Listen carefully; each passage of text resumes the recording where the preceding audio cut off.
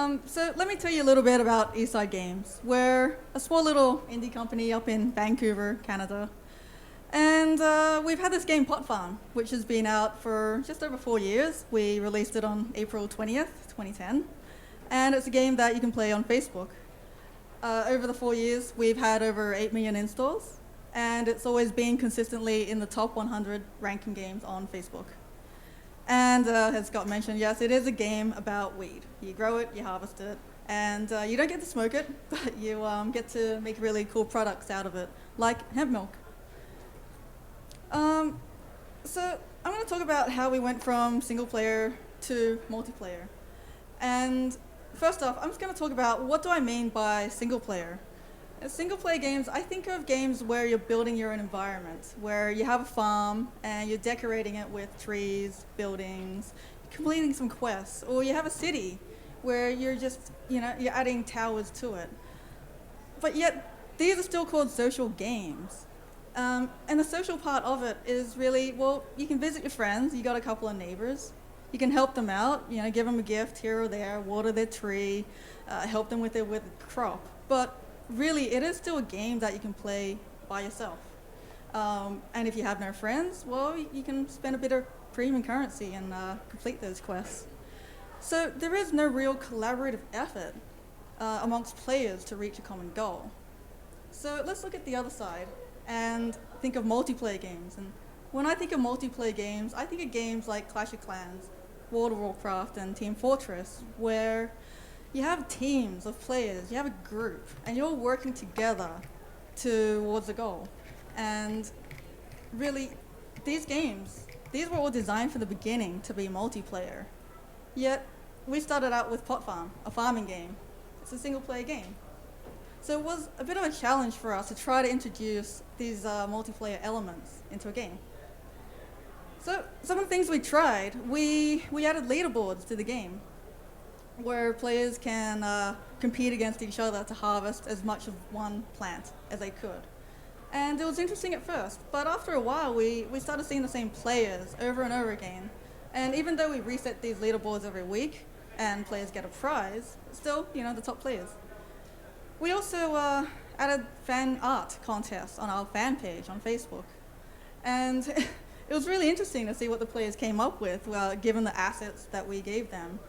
They came up with some really creative things, things that we never thought were possible. Pac-Man, a rocket ship, and a glass vaporizer. But still, players were still playing the games by themselves. It was kind of bringing players together a little bit on the fan page wall where they could find other neighbors they could friend and so on. But they were still playing the game on their own. So last year, Facebook came up with a feature called Game Groups. And this allowed players to form groups together. Not necessarily be friends with each other on Facebook, but just like a group page, come together, talk to each other. And this linked into our game. So we called our guilds rallies, because it's like 420 protests, everyone gets together in a rally. And we limited it to 50 players per group. We gave players the option to come up with whatever group name they wanted. And given our player base, we got some pretty interesting names that some of them we had to manually delete after complaints. And of course, players could have their group either open for anyone to join, or they could close it off and make it strictly invite only. And this is where things started to get interesting. Players started making their own rules about groups and what it took to become a group member. Things such as you had to be over a certain level. Our level cap is 1,000, and surprisingly, there's not a lot of players up there. Other rules such as you have to play every day, you can only share to your rally members, and that you had to compete in events. The other thing that we saw was top players started banding together, top level players, the more experienced ones. Of course, they've been playing for some players almost 4 years, so they have really good friends in the game. So of course it made sense for them to form a group together. Even after a while, they started forming banners to, represent their group. And these are banners that they can put on their Facebook group page. And these are some of my favorite ones, like Wake and Bake, The Early Bird Catches the Buzz, Apocalypse Now. The Colombian jungle, bring munchies. So players just really got creative with it. They love it. We find it interesting, and these keep popping up every day. And furthermore, this was a bit of a surprise. Players started advertising their rules on our fan page. And it even got to the point where they were holding mini interviews amongst other players and holding trial runs for them just to make sure that they were worthy of being in that group. There's another one of my favorites, Middle Earth, the Fellowship of Pot Farm. But going back to, okay, so what do we do with these rally groups? Well, we started holding live events.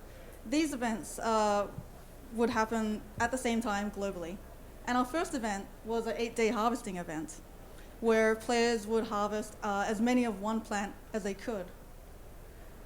And well, it was interesting. The results, we saw amazing revenues for those 8 days, consistently.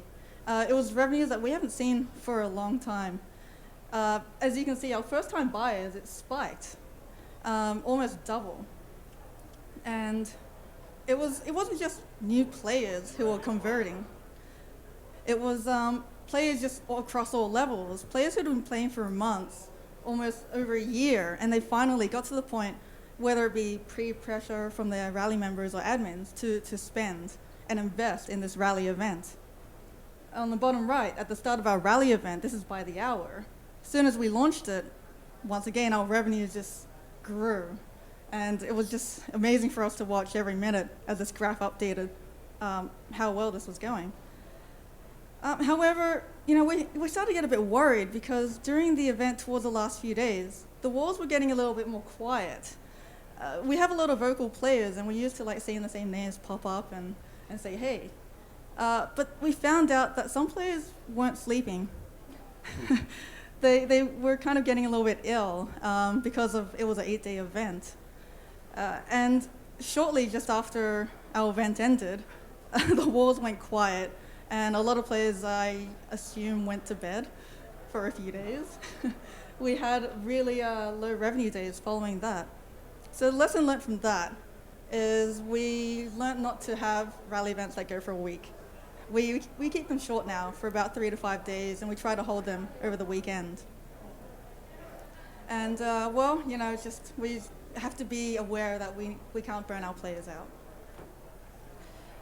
So we started this in September, and so far we've had about 25 rally events. And over time, we've found really interesting politics happen amongst the players.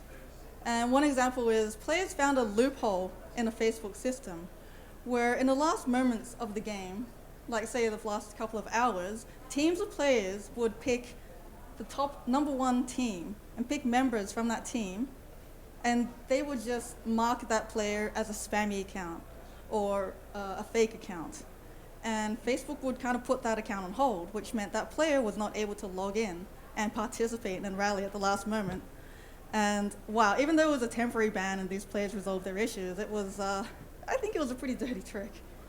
We had, of course, players being accused of cheating, and some of the other players would just throw the math out there on a wall and say, nope, it's perfectly legit. And we did find a few cheaters. We take cheating very seriously, and they got banned. Some players even went to the extent of being a double agent, and they would go join another group, see what they were saying on their walls, report their strategy back to their home team, and just to find out what they were doing. It was like amazing. It's amazing what these players go to try to win these events. And of course, we take player feedback very seriously. I mean, this is an example from our user voice wall of just players saying, hey, people are getting booted out at the last minute. It's not fair. Can you do something about that? So eventually we put a lock on rallies so that they weren't able to get booted out during a live rally event. So over the time, we've added features. Some of the things that we've done, we've made exclusive prizes that players can only get during a rally event. So these are some items that players have been asking for a very long time. So once we put it in here that it is a prize you can get, oh my God, these players went nuts. They went all in because it was just such an exclusive prize you can only get this way. They really wanted it. And to try to level out the playing field, we added rally gear. Rally gear, let me explain. It's they're little bits of equipment to help you boost your action points, similar to like traditional MMO games. So these rally equipment you can only get from these crates, these rally crates. And the way that you get it is through rally quests. So any player can play through these quests, and eventually they'll get a crate, and the crate will give them equipment for 1, 2, or 3 points that would help them in a rally event. And in addition, we had a Kickstarter project on the side for Pot Farm the board game. And one of the tiers that we offered gave players an exclusive rally gear, which was 5 points. It's like the most number of points for rally equipment in a game. We also, changed the actions up a bit. So it's not just about harvesting a plant. Some of it was getting different products, putting it into a machine, and making another product. And we tested players to see how many products can they make within this time limits. So, rounding it up, was it the right choice? I like to think it was. We have 50% of our DAUs in a rally, which is interesting. For a 4-year-old game, adding a new feature is always a challenge because, we usually do it in a baby step, but we found that players took it on quite well.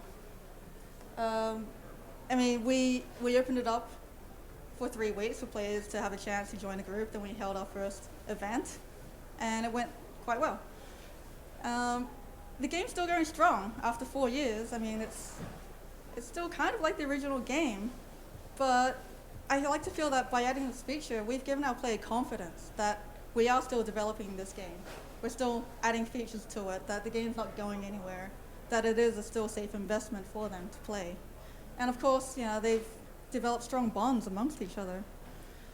And I'd like to think we're going to keep doing rally events and building out this feature. Long story short, we added multiplayer elements to our single player game by adding guilds. And sure, thanks for listening. It's a short talk.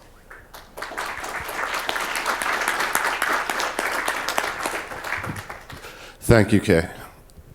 Any questions for the world's largest virtual drug dealer?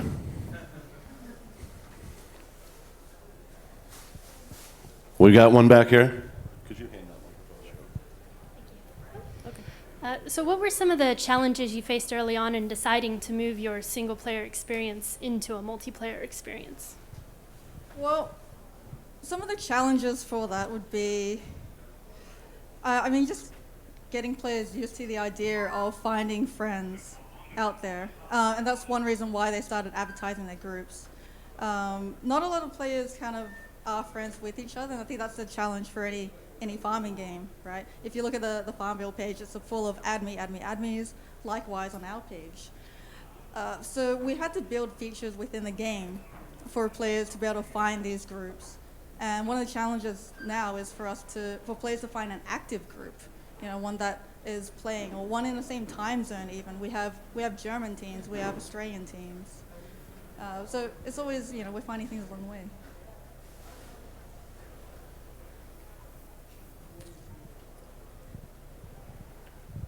Anybody else? You, sir, with the beard, ask a question. It's her boss. That's what's funny. Uh-oh. Oh, this game seems awesome.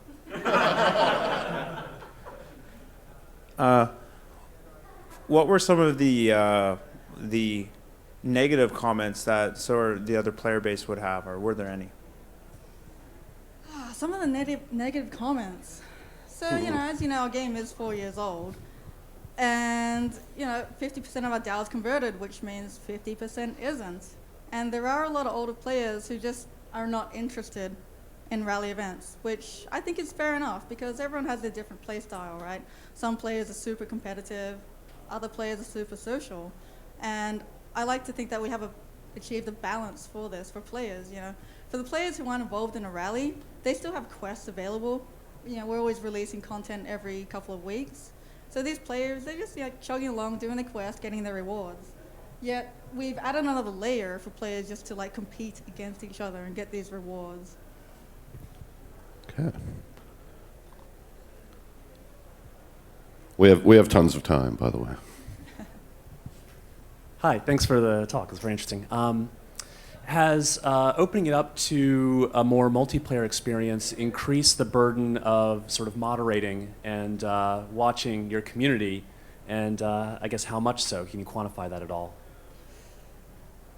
Well, I'd like to say we have more activity on the fan page wars. Certainly accusations of cheating have spiked. And while we did find some cheaters, it was good for us because now we've developed tools to detect that. Moderation, yeah, after each event, we take a little bit of time just to look through the results, make sure nothing looks suspicious. Of course, there's always anger because sometimes there'd be a team way ahead, but we need to reassure players that, hey, it is legit. And often our players, they're smart people. You know, they'll do the math. They'll lay out the algorithms on the fan page and say, hey, they have this equipment, they're at this level. If they dedicated this much time, yeah, they could totally get that score. So, I mean, it's good having activity on a fan page, especially positive ones. Yeah, it's been good.